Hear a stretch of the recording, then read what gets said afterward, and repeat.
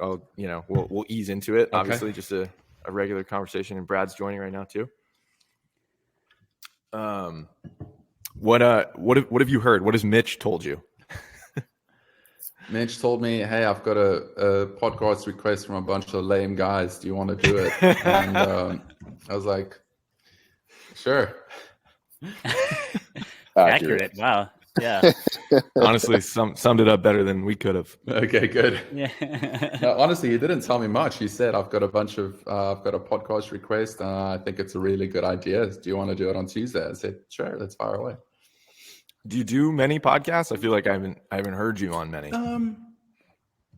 Occasionally, I'd probably say there's maybe 4 a year, 5 a year, something like that. So not a ton. Yeah. Something I wanted to ask you out of the gates is, how sick are you of speaking on behalf of your mustache? Well, it's gone now. But it's gone. Yeah. Well, yeah, it got definitely, there's an annoying aspect about it, right? Because it's either the mustache or it's the joggers. And it makes you want to get rid of, especially the mustache, makes me want to get rid of it to just avoid the silly questions, because it's nonstop. But I mean, yeah, it was fun for a while, but in the end, it gets a little too much, and you change and you move on. What's interesting, and again, apologies for my slight tardiness. It's all good, bud. You're a good-looking cat either way. Do you realize that? Like, do you wake up in the morning, look in the mirror, and be like, "Damn, I really didn't need it." No, no, I don't. But I appreciate that. We're all about platonic male love on this podcast. Okay? That's good. I love that. I love that. When Connor, Drew, and I get together, it's a love fest. So now you're in on it. I'm all about the love. My wife definitely likes the full beard a bit more, so she definitely kind of coasted me along that route. And I think that you just get to a point where you're like, okay, I'm done with the stash now. I'm looking for a change. But yeah, I don't wake up and go, oh, damn son, how you doing?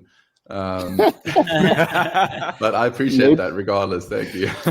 Maybe now you just start, Yeah, exactly. That might be something I have to do, a little self-therapy in the morning. Yeah.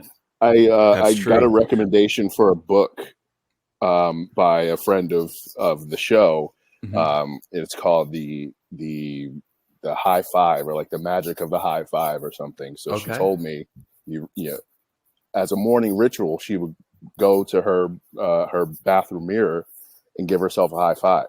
Just like tap, because the high five is like the theory behind it was like the high five is like one of baby's first signs of communication. It's like, good job, you did something good. My baby's 11 months today, and like in the last 2 weeks, she's learned the high five, and like it's brilliant. Wow. So yeah, you're spot on. It's one of the first things they learn.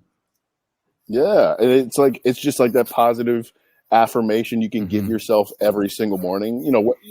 And to her credit, it's Hannah.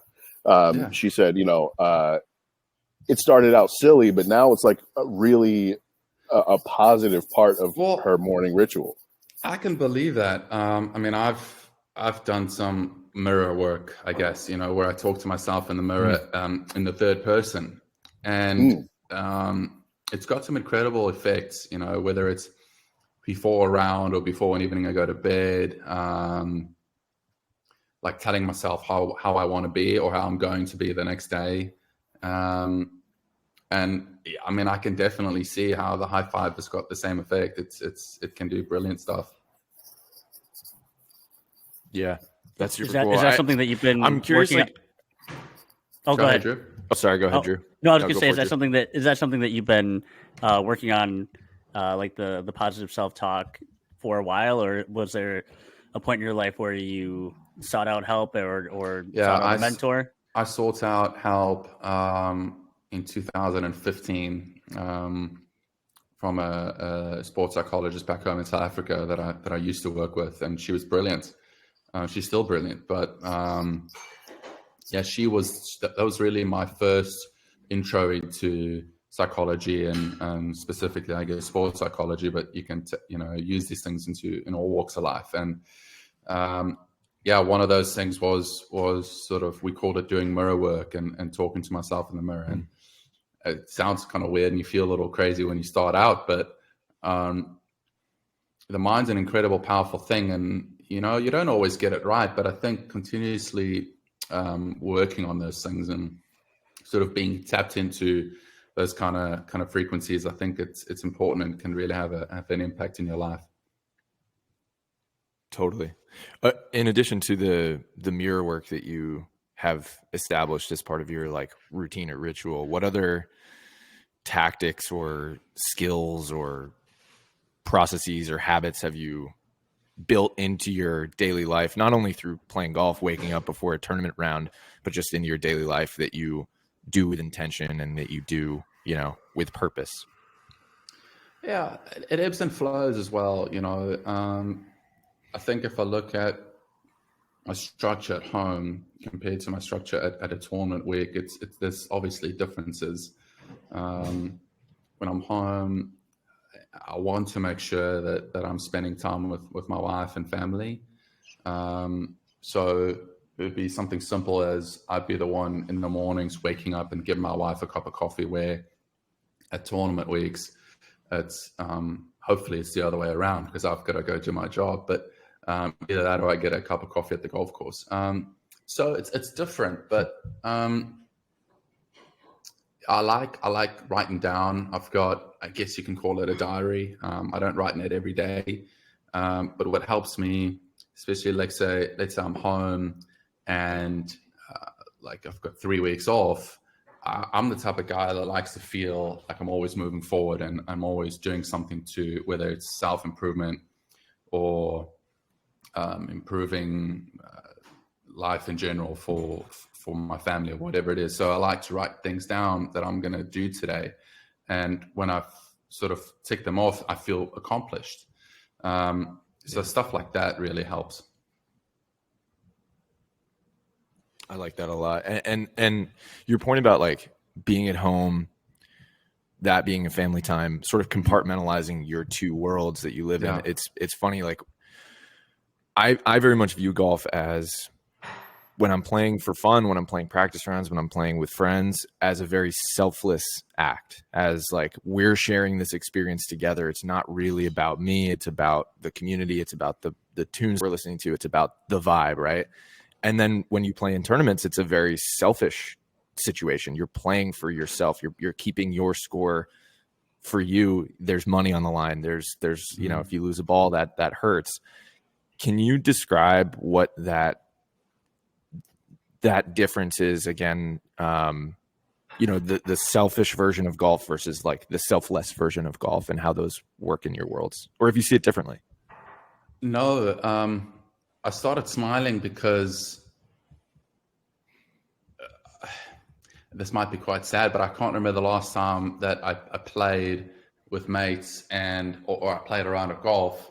Well, I guess I could look at it a week ago or a few days ago. I missed the cut at the Memorial, unfortunately. And on Saturday, I went to go play golf with one of my best mates. He was best man at my wedding, and he had to Monday qualify yesterday for the US Open at Springfield Country Club in Ohio. And so I played Saturday. I played that golf course with him. I played Springfield with him, and that was a great time because we're all friends. But I've never really thought of it that way. And I think you're spot on, because it is different, right? Playing with mates and playing a practice round for a tournament, like US Open next week. Like there's one job during my practice rounds, and that's to get to know the golf course as well as I possibly can. Where do I want to hit it? Where's a good place to leave these balls? Where is not so good? Where they're going to put the pins, which, by the way, their screens look incredibly small. So they're only going to have a ton of pin placements. But so again, it's a very selfish way. Like I'm not there for the vibe. I'm not there to hang out with mates and friends and have a good time. but I can absolutely see where you're coming from. Like, you know, for me, almost every single day, I look at, okay, it is almost embedment for my career. Like I woke up at 5:30 this morning and worked out because I like working out and like I enjoy it, but as well, like I'm working towards being a better golfer. So the selfless part of it, I experience less and less and less. I experienced that a lot more when I was younger, and I guess maybe golf has just become, a lot of it has become my job, and there's a certain responsibility that comes with that. But I think you've kind of enlightened me a little bit. I want to get back to that a bit more. I think that's really important because it reminds you of why you play the game, you know, and why you started to begin with. And that's because you love the game. And most importantly, you love doing it with your friends. Mm-hmm. If there's anything I know about Connor is that one conversation with him will enlighten you in one way or another. Good.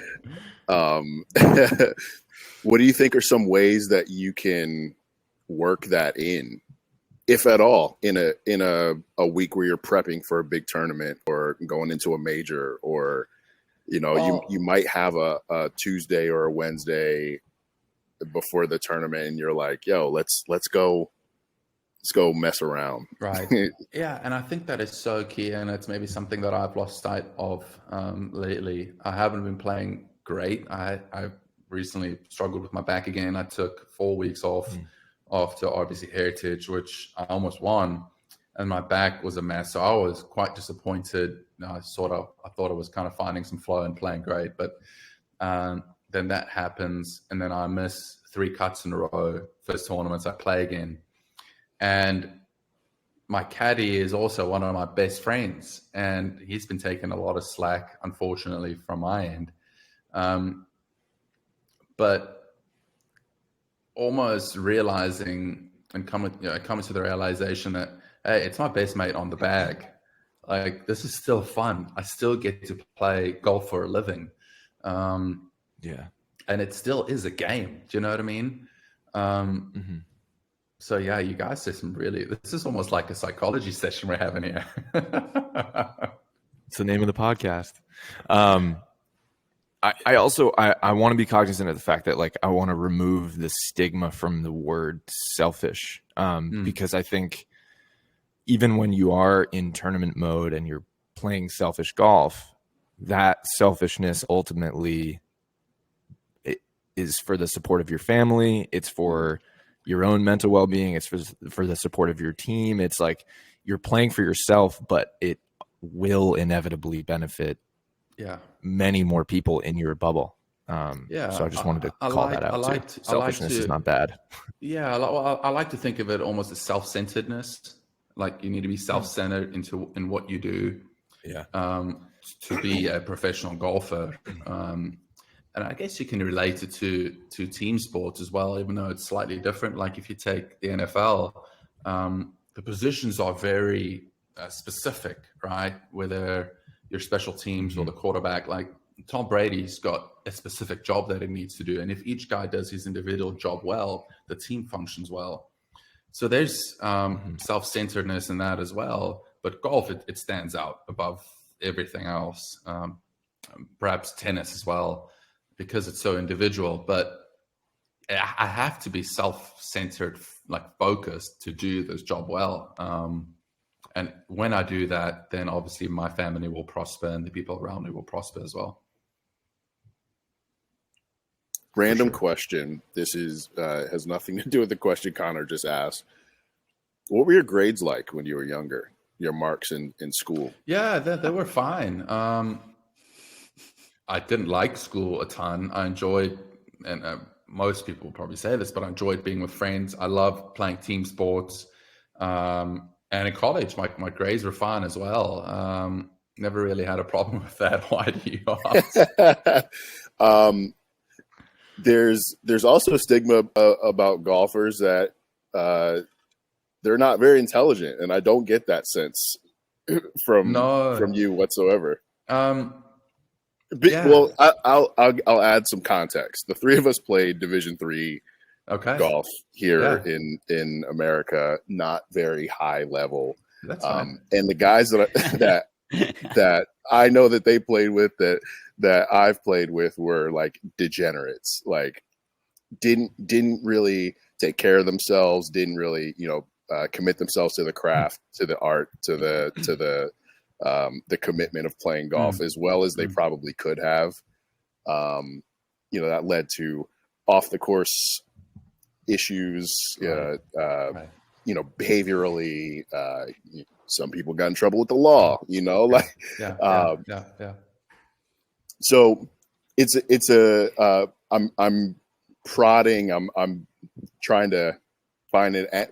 I'm trying to what's your off the course demeanor like? Like, are you the guy that turns up at the party? Are you the person who keeps the group even keel? Are you, are you the party starter? I think I'm a bit of both, honestly. I'm usually not the party starter. That would be my caddy, absolutely. But I'm definitely one of the guys that stays till late.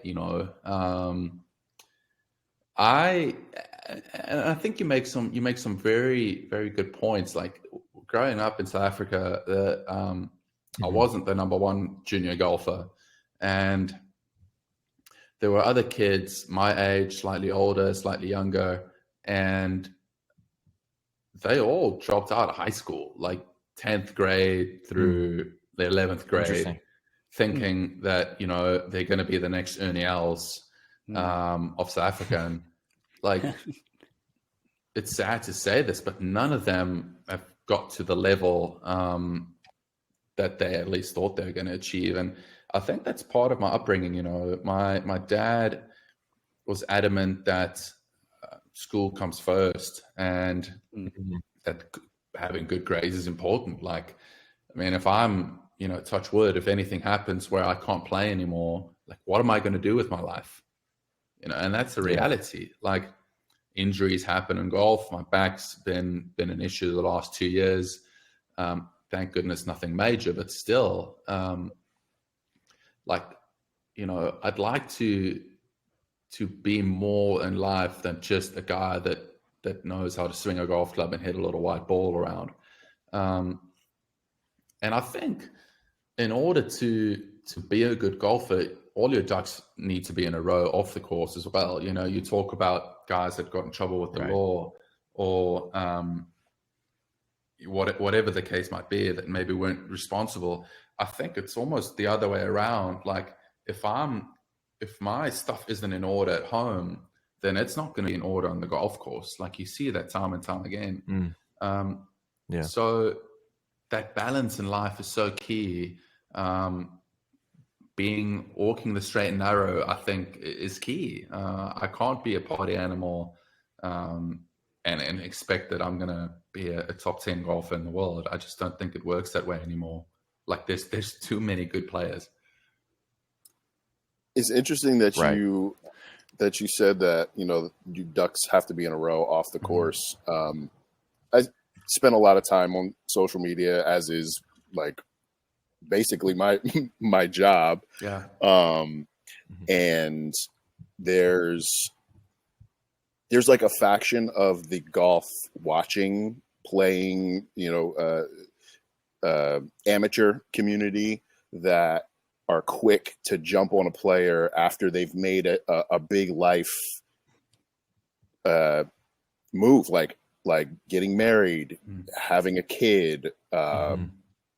They went back to school, just graduated from what, and they miss a cut, and it's see what happens when you stop focusing.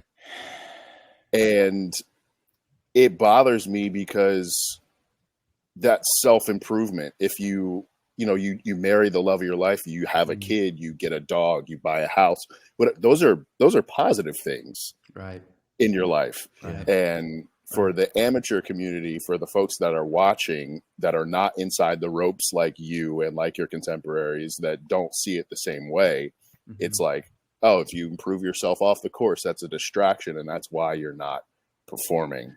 Yeah. Yeah. You know, I played the Masters for the second time this year, and I was lucky enough to have my parents in town. So my first time they were there as well. Second time for me, but we're sitting out front of the clubhouse on the lawn and having lunch, and you're under these beautiful like white and green umbrellas and whatever, and the people are walking past you and they literally stop and take pictures. And I look at my dad, I'm like we're like the monkeys in the zoo here. Like that's literally what it is. And wow, I'm the monkey eating my lunch, and then I go and I perform and play golf, and they clap for me, and hopefully I do well. But it's almost like I'm on display the whole time. And if I don't live up to that expectation of them, so if I get married and now I miss a couple cuts, then it's not good. Like it's not cool, you know? And it's just so tricky. Like, dude, I'm still a normal dude. Do you know what I mean? Like I have other interests, and just like you guys, and people form this this idea that or not just me, but that all we do is golf, and we are these golfing machines and these idols, and like we still have lives, and I still want to get married or take my girlfriend out to dinner or make some, like you say, some positive change in my life. And heaven forbid it has an impact on my golf. Do you know what I mean? It's interesting how people view you just because you're some sort of entertainer and good at what you do. Like, I don't get it. Yeah, we talked about this on an earlier episode, talking about J.R. Smith, the basketball player, how after he won, there's a concept that has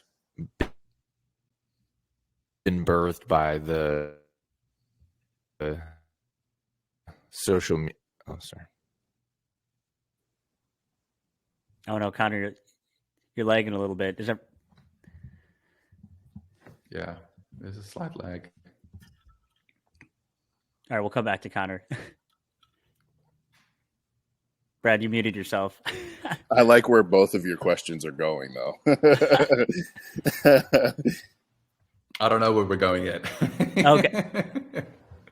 All right, Connor's he's having some technical difficulties here.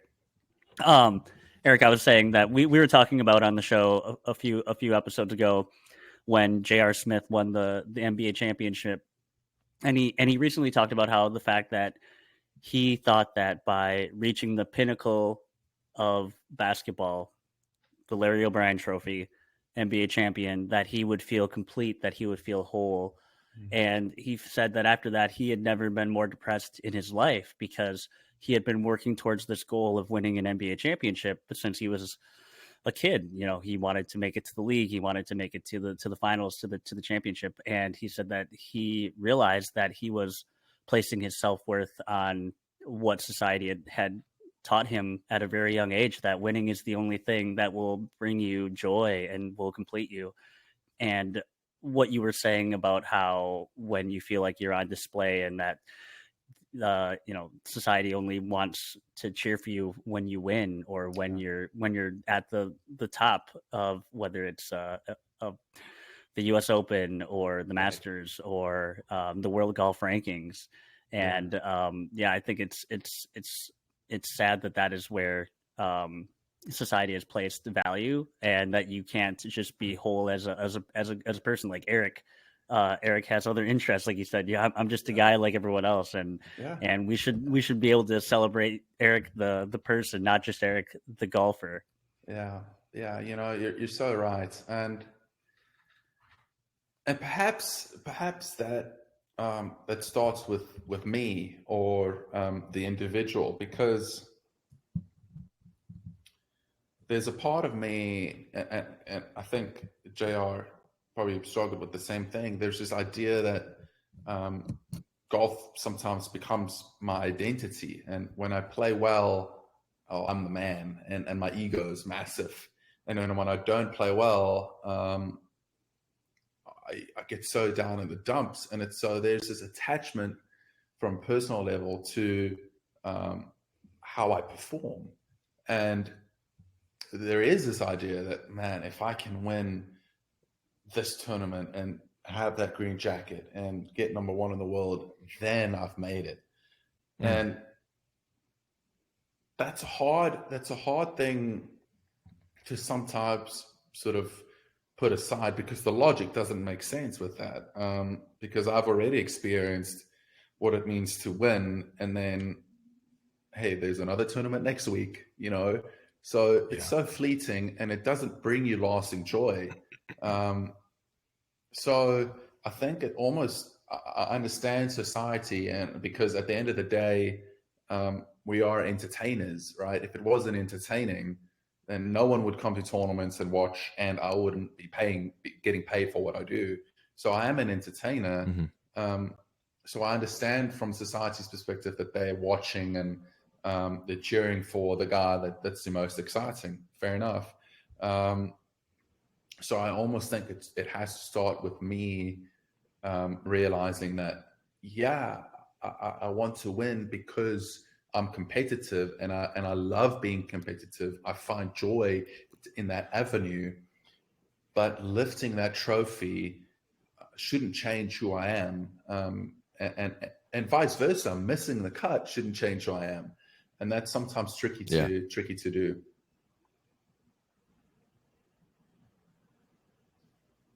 Man, can you guys hear me okay and see me okay? Yeah, you're back. Yeah. Okay, cool. Connor, awesome. You were going to go into a question about social media, I think. Yeah, I and then I got social media'd. There's this really interesting concept that has been birthed by social media and the internet, which is parasocial relationships, and the idea that an audience member has a degree of connection with an entertainer, a celebrity, somebody they see on social media. We're able to watch interviews of Eric Van Rooyen and see his personality and learn about his family and his kid and his habits and his rituals. And we as audience members develop, although completely virtual and completely one-sided, a relationship with that character. And I think there isn't really a question in there. It's more of just like, do you feel that? And I guess how do you feel like that affects you? And it sounds like you were just talking about that a little bit, so I don't want you to have to repeat yourself, but can you speak on that a little bit? Yeah, it is an interesting thing, because social media has opened this window into people's lives, and sometimes the life they portray is completely fake.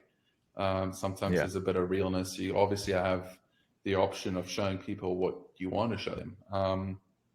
But there is a sense of people almost owns a little piece of you, you know. Like take the PJ Championship last year, for example, when I smashed that T marker. Like, obviously, like, where's part of me? Like, you know what I mean? Like, that should have never happened. And that's not really who I am. But heaven forbid I get a bit of heaven forbid I get emotional about something, or in that case, angry.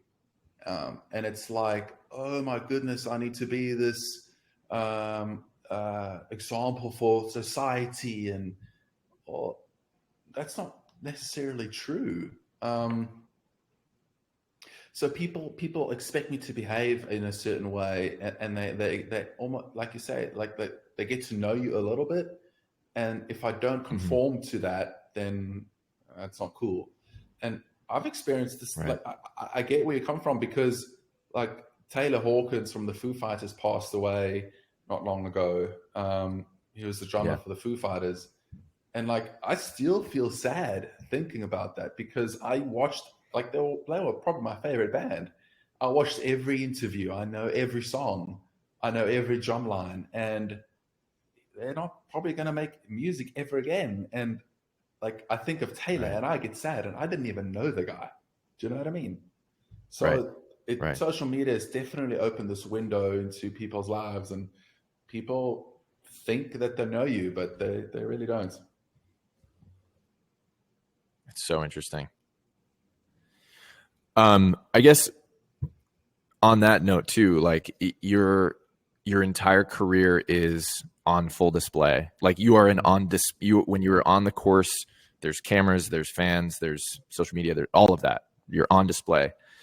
How much do you feel like that affects your actual golf game to the point where you're like thinking about image instead of thinking about score, and all the way down to like the outfit that you chose to wear that day, or, you know, how you walk on the course, things like that? Yeah. I don't think about it a ton, to be honest. Which is probably a good thing. I wear the outfits that I wear because I like wearing it. But one thing that's curious, you know, Netflix is doing a thing with the PGA Tour similar to with the Formula One show, and I was thinking, and I'm not a part of it, and I was thinking, damn, like what would I say differently, or how would I react differently if I was mic'd up right now? And I think it's a good thing. I think it's a good thing we're not mic'd up all the time. But yeah, I would be thinking about everything I do and everything I say, especially the conversations between myself and my caddy. And I think for me, it would be completely intrusive. And I'd struggle to actually focus on my job and what I'm here to do. So I'm glad that's not happening at the moment. I don't really notice the cameras. Quite honestly, I don't know. We don't notice the people. Like it's almost like they become part of the furniture in a sense. Like a lot of people will yell stuff and they kind of expect a response. Like I hear it, dude, but like that's the 100th time someone said, "Love the mustache." Like, so I just don't respond anymore because it's like, so yeah, most of the time I don't really notice those things or take note of it. Yeah. For the record, we hate those guys. Yeah, it's annoying, man. We do. It's annoying. And each one of them thinks that they're the first one to make some sort of comment that day. Yeah, like, dude, you didn't come up with mashed potatoes, and it's the 10th guy that said it today. Like, yeah, it's just funny. Yeah, part of me, I know that golf is this gentleman's game, and you know, you clap respectfully and you're quiet when people swing. But part of me wishes that people talked during golf like every other spectator sport, except for maybe tennis, because it's just whenever I'm playing friendly rounds with my friends, I'm like, please do not stop talking while I'm hitting. Like I don't care. Like it's not going to bother me. Like people, when Steph Curry's shooting a three, there's thousands of people yelling, hoping that he misses. It's just like that's like I would much rather prefer. I think it's people talking than not talking. It's a great point because it's almost there where, for us at least, you expect it to be quiet, and so when someone makes a noise, it's a distraction. But if you expected noise and there was noise the whole time, you wouldn't really hear it. Like I obviously don't get the biggest crowds right off the bat unless I'm in contention on Sunday. And so when there's a lot of people, you don't see one guy that moves and it's not a distraction. But when there's like 10 people and I'm having this 10-foot putt and you're on the other side of my line behind the green and you move, like I see you. And it was kind of similar to that. If people were just making noise, you wouldn't really hear it. Hey, maybe in the next 100 years that'll change. That's funny. Yeah, we'll see about that. Yeah. You brought up your relationship with Alex earlier, your caddy, and I want to hear more about that for you. Like, what do you think it means for you to have a relationship with your caddy that goes outside of the golf course versus, you know, there's some men and women who play professionally who like change caddies like they change socks during the day, right? And they don't have that like personal relationships. Had the nickname Caddy Killer last year because he went through like 9 caddies, dude, in one season. So wow. We got to talk to that guy. Yeah, so it just happened. called out Sung Jae. No, you're good. That is a That's a brutal nickname to get, but I guess well earned. So yeah, I'm curious, like what that means to you to have that relationship with Alex, and could you imagine it any other way? Does it have to be somebody that you're like tight with? No, it could definitely be a different way, and players are different. Like you've seen a few more players recently, I think in the last 5 years or so, have friends on the bag or a brother on the bag like Dustin. And look, first and foremost, it's imperative that he does the basics well, right? And for me, that entails like if I'm asking you, like obviously it's my job to get to know the golf course as well. But let's say, for example, the pin's tucked back left. Sometimes missing it long left is okay compared to missing it on the fat side. Like sometimes you have to go up and over, and that's a really tough chip, as opposed to being short-sided, back into the wind, slightly uphill. Like that's easy. So if I ask him, like, how's it around this spot here, and he doesn't know, like that's not cool. So like obviously he needs to get the basics down. But then what is cool is in between shots. Like we spent most of our time in between shots. Like there's 40 seconds per shot, you know, the rest of it's walking and talking a bunch of rubbish. And I enjoy that he's on my bag because we can do that. We've known each other since I was a sophomore, and yeah, man, there's that relationship, and I think it keeps things light. It keeps things light. Whereas opposed to if I had someone that's just is, you know, older and we don't have a connection, that'd be tough for me. Yeah. Is there something that Alex keeps in the bag for you that is like just for you? Like maybe it's your favorite Kind bar, or maybe it's your favorite chapstick. No, dude, he doesn't function that way. If he's just way too clinical. Like this is the job. This is what I'm doing. Like, if I don't ask him to put something in the bag, it's not in the bag. Yeah. Okay. Well, now that we're talking about it, is there something that you want in the bag? Damn. No, like I carry a banana, some almond butter, like in the sachets, you know. There's electrolytes. Sachet away. What's it? Yeah. And I mean, like, for the most part, y'all are taken care of. Like they have water at every hole. Yeah, you dude. know, so yeah, we're taken care of. Like sometimes you don't really need anything. Sometimes the snacks in the golf course isn't necessarily what I'd eat. Like there's Snicker bars and stuff like that. Like, damn, I don't need the sugar kick on the fifth hole, you know. So yeah, I make sure that my nutrition's taken care of. There's nothing else that he could bring that would brighten my day. I guess I'm trying to think, but yeah. Well, for me, like, because I don't have any sponsors and like don't have any, you know, contractual obligations to have or not have anything on my golf bag that is visible to the public. But like, I tie a scarf around my bag just because it reminds me of my mom and my sister. Like, you know what I mean? Like, yeah.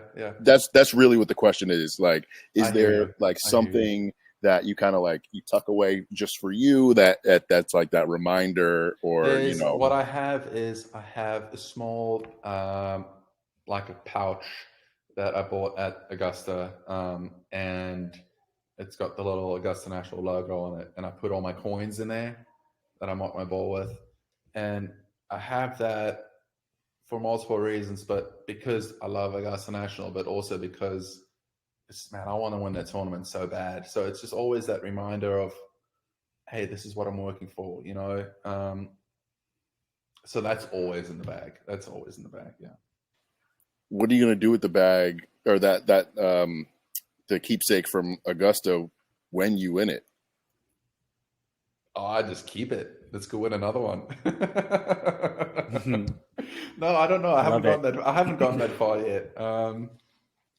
Like a room in the house here where there's a TV and a few of my guitars and like my Barracuda trophies there, my European Tour trophies there, and a few bits and pieces of like majors that I played in. So I've got little pieces of memorabilia, and I don't know if I'll ever take that little baggie out of my golf bag, but that's kind of where I keep all the rest of my stuff. So maybe it'll go on the mantelpiece one day.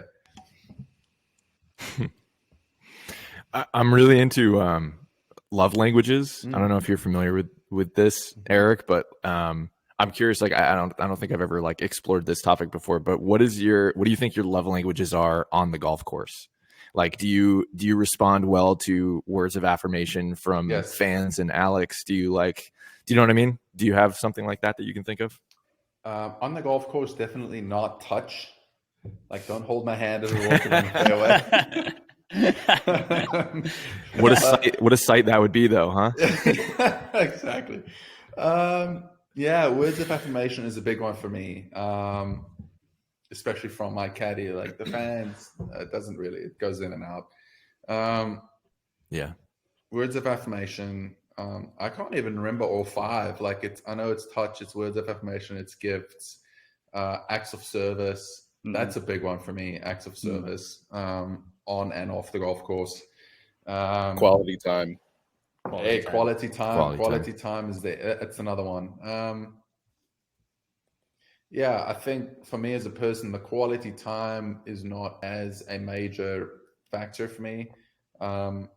That's just from a personal level. For my wife, that's more of one of her love languages. But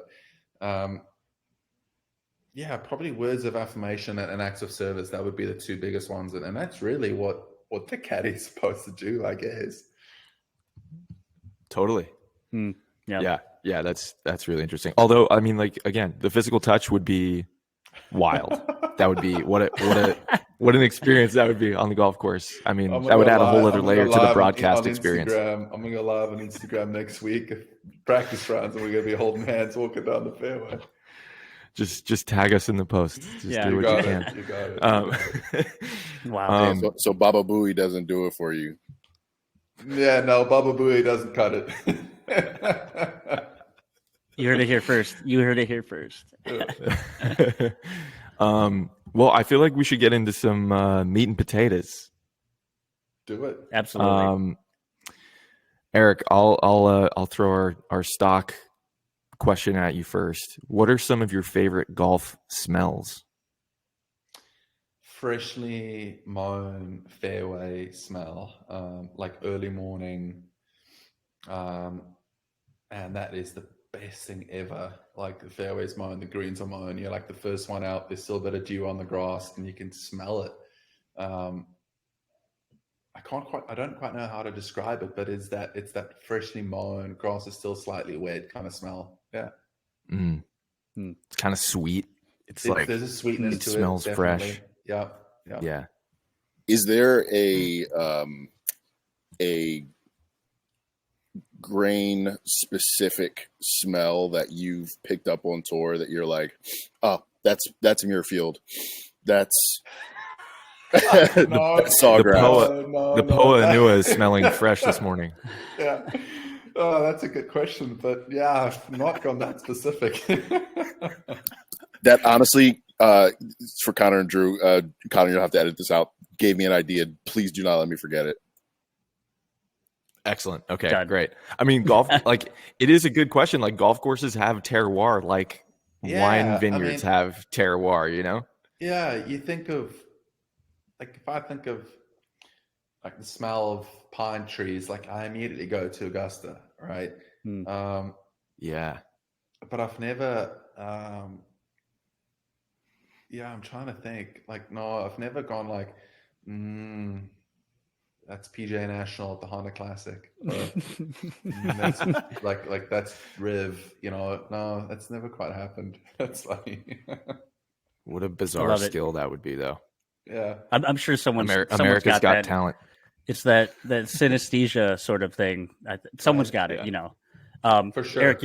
Eric, maybe surprisingly, you're our first current PGA Tour player to grace the podcast studio. Brilliant. So we're obviously thrilled to have you. But the question that we've got is, so I know you're a musician. I know that's a big part of your life, and I know Musician is a stretch. Yeah. Okay. I play guitar for fun. That's a musician. That's a musician. You're an appreciator. You have an appreciation of music. Yes. What would be your walk up song, or what has been your walk up song? Oh, AC/DC came to mind right off the bat. Back in Black would be awesome. Classic. That would be awesome. Yeah, just guitars, heavy drums, and that voice is iconic. So yeah, probably that. Get some people going. Yeah. I'm making a playlist of these answers, and sorry, I'm making a playlist of these answers, and that's the first AC/DC we've had. But it's I might bump that up toward the top of the list. Like, it's a AC/DC is a flex. It is on the golf course. True. What are some of the other artists you've had? Oh, it's been all I'll over tell the you. place. Yeah, it's not. Brad fully has the playlist. It's not what you would think. A lot of times, they aren't the heavy guitar solo riffs. Yeah. Like, I think Brad's and mine were both Sade songs. Okay. Drew, I think you said something by The Cure, right? The Cure is on here. Yeah, love it. We've got Drake. Yeah. We got DMX. We've got Lady Bree. We got Cherub. Twerkulator. Drake could be cool. There's a couple cool Drake songs. But yeah, man, Rocks is my go-to. Like, I can't escape that, you know? Yeah. I mean, he's classic an rock X-Man. is X-Man. That's a good quote. We heard you mention you got some guitars in the. Yeah. What are you working on right now? What are you strumming? I've got a few guitars at home. I've got a Martin acoustic. I've got a Strat, a Tele, and a Jaguar, and I've got a Gibson ES335. So I've got a lot at home. Cool. And I've got two in South Africa, and I'm currently I've got to wait like 5 more months to get this Fender custom shop guitar that I designed with them, and it'll be ready in like 5 months' time. So I love guitars. I've nicer guitars than what I am worthy of playing, that's for sure. But yeah, man, when I'm home and when my baby is sleeping or either gone, I love to crank it up and make some noise. Have you spent more on guitars or golf clubs? Guitars, by far. Ooh. By far. Dude. Well, you get your clubs for free, so come on. Well, I was going to say, you have to keep in mind, like, I was very fortunate. I was part of this academy in South Africa, and we got, at the time, tailor-made equipment. And so the last time I paid for golf club had to have been like 9th grade. So I've been, like I've been very fortunate. So like college, we had our stuff taken care of. Not like now, obviously, but yeah, that's the thing. Like, man, I'm very fortunate. I don't have to pay for that stuff anymore because golf stuff's expensive. Don't we know? True. That's a whole other can of worms. That's a whole other can of worms that we could get into at a later date. This question is the first time that this question has been asked where it could actually come true. Within reasonable, it could come true. Let's say you win the Masters. You go to Augusta, your parents are there, you pull out the performance of a lifetime, you win the Masters. And this comes with a bonus question. What is on your championship dinner menu the next year? Okay. You want me to answer? Yeah. So I've thought about this for a long time, as every professional golfer that wants to win the Masters does. There is a South African snack called biltong. Biltong is similar to beef jerky, but it's different. It's more saltyish, where beef jerky is sweet, I feel like. That would be part of the pre-dinner snacks. And probably like a South African braai is what we call it. Braai is the the South African version of a barbecue, except we have traditionally, there would be lamb chops, there would be, it could be steak, there would be a South African sausage called boerewors, there would be like a potato salad, and like what we call braaibroodjie, which is a barbecue sandwich. And on the sandwich, you butter the outsides, or you butter both sides, and on the inside you put tomato, cheese, and onion and chutney, and then you grill it on the grill, and then with that would be a salad, and it's amazing. Oof. And that's the whole meal. So there's a lot of meat involved. There's a salad. There's potato salad usually, and probably like some South African red wine of some sort. Yeah. Well, these are the meat and potato questions, to be fair. So there you go. You got sure, your meat and potato. But I'm pulling up to that dinner. I haven't had for much sure South African fare, but I know lamb, I know barbecue, I know chutney. So I'm pulling up. Yeah, man, you're invited. I'll sneak you in. These are familiar words, right? Yeah. Okay. quick bonus question: pimento cheese, yes or no? Yes. Oh, Eric, dude, it's the first time I've felt disappointed by you today. It's the only place in the world that I eat it is when I go there. And so it reminds me of the tournament. And so that's why it's a yes. It's not so much the pimento cheese. Does that make sense? It tastes like ass, but it's it makes a lot of sense. We know what you're saying. I would give the sandwich, the pimento cheese, I would give it a 5 out of 10. But because it's at the Masters, I would bump it up to like 7.5. Okay. Fuck yeah. That's honestly that answer only improved with age. The sandwich does not improve with age. It's a little bit to get there. Absolutely did not. That sandwich sucks. You have a good relationship with your caddy. Sounds like y'all go back a long time. Yeah. I'm sure you have had moments on the course, whether he did something, whether you did something, where you just absolutely lost it, like rolling in the grass, crying, laughing. But I need to know, what is that the time? Kind of lost it. Okay. Yeah. What is the time on the course that you have laughed the absolute hardest? Oh,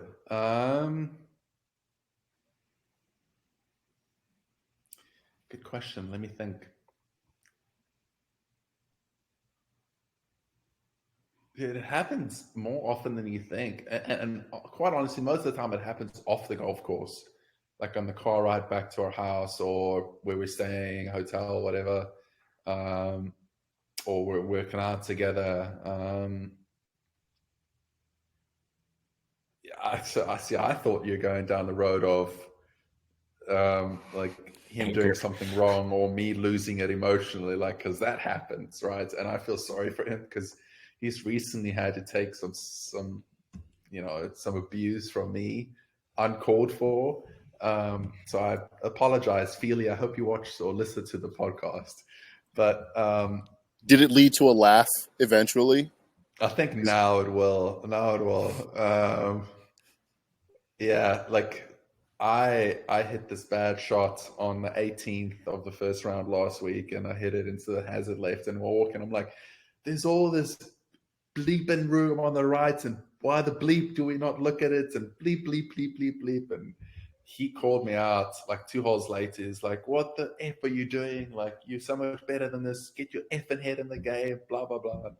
So we've had it at each other lately, but in a good way. Like, it's all obviously for betterment and to get ourselves ahead in the game. But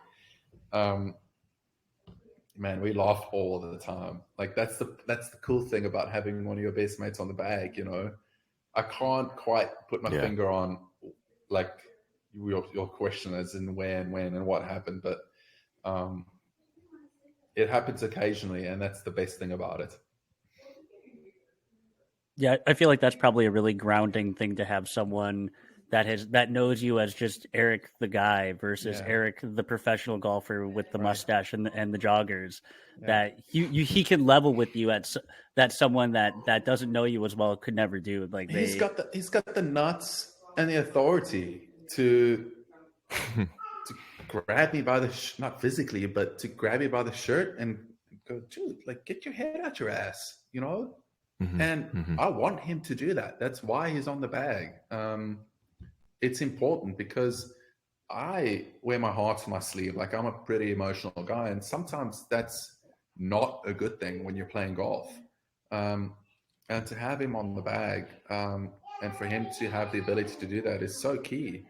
So yeah, man, I wouldn't change it. Love it.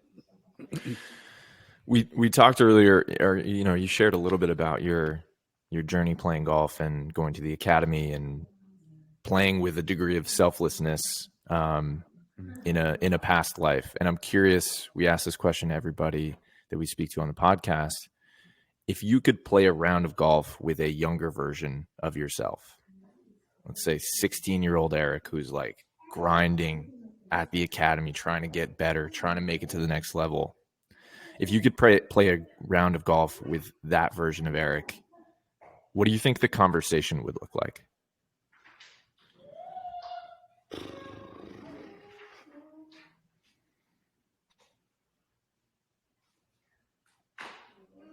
Don't stop grinding, because like that's what it takes. And especially, I think at that age, I almost didn't grind enough. I feel like ball sports came relatively easy for me, and I feel like, especially at that age, like, I didn't practice, dude, and I didn't know what it looked like to work hard at this game. And sometimes I look back and I wish I worked a bit harder at an early age, even though, like, I completely believe like we are where we are meant to be at this point in time. So I almost wouldn't want to go back, but yeah, I would say, man, work your absolute arse off, but do it with a level of softness involved, because this game is going to beat you down, and it does, or it can. And a few things that I would say, like, just because you work hard at this game, hard work doesn't equal X. Okay. Not always. That doesn't mean you shouldn't work hard. Hi, baby. Sorry, my baby girl's away. Never apologize for the kiddos. I'm gonna pick her up. We're ready for the dad corner. I think this is a GGT first as well. Here we go. Hi, sweetie. This is Valerie. Oh, hi, Valerie. Hello. She can't hear us, but No, she can't. hi, Valerie. So, she's waving. She's waving. So, like, work hard, but do it with a certain level of softness in mind, because just because you work hard doesn't mean you guarantee success. And sometimes I fall into that trap. Like, I'm like, oh, well, I've grinded for the last 6 months. Like, I deserve to win. And it doesn't work that way. You still have to, no, baby girl, be soft with yourself. Don't be so judgmental. Don't be so critical. Like, don't be so hard on yourself. Judge yourself smartly, not just because you missed one cut and now you're the worst golfer on the planet kind of thing.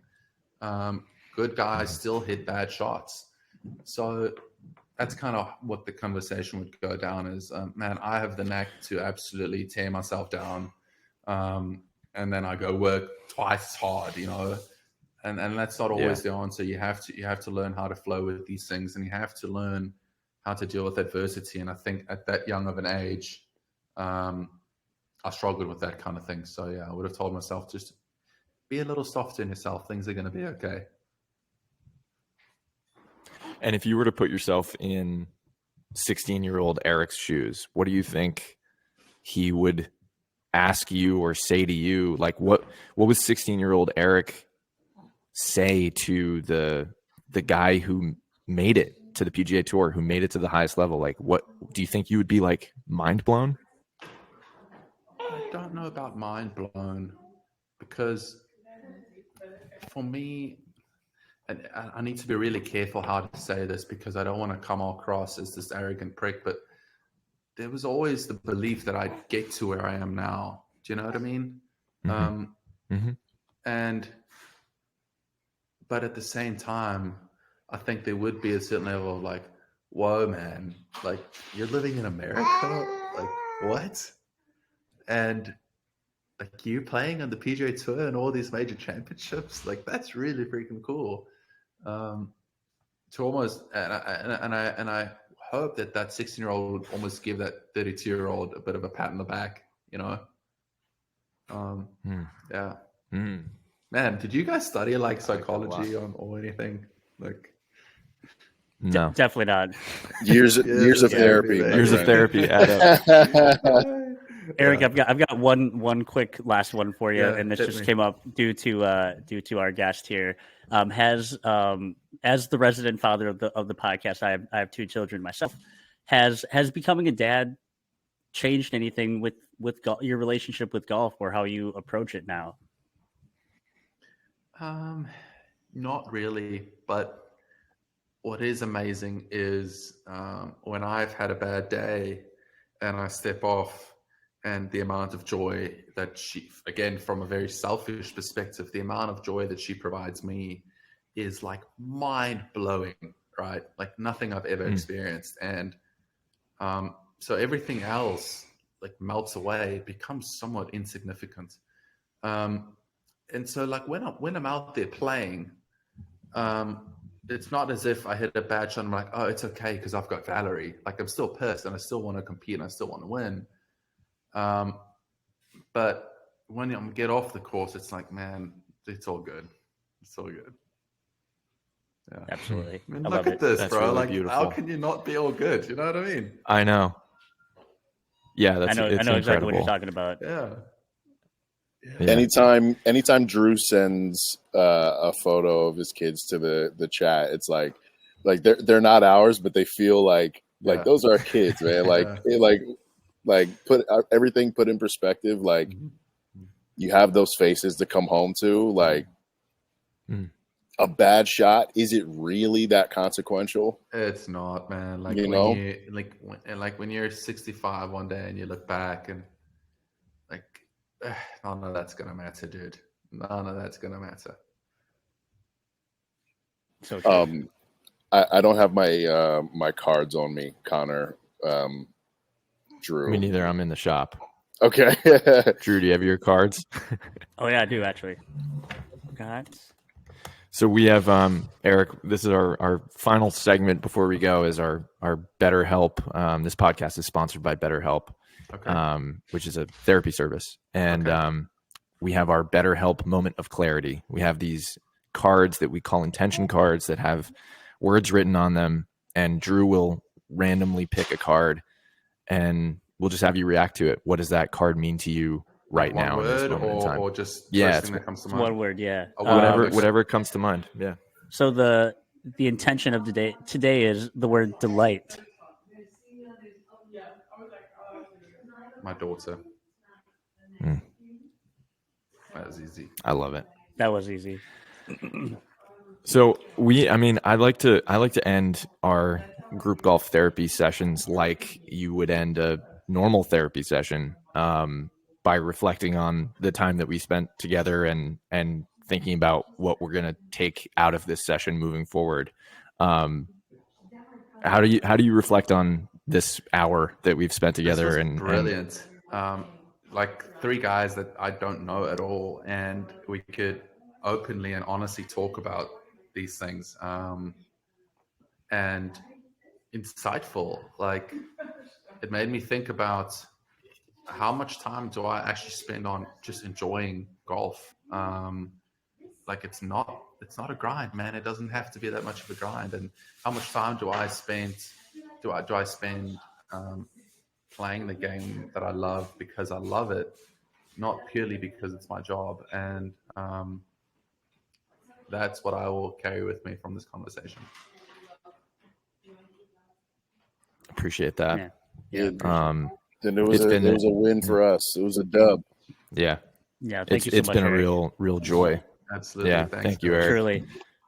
Yeah. Thank you, Valerie. Yeah. All right. I'm going to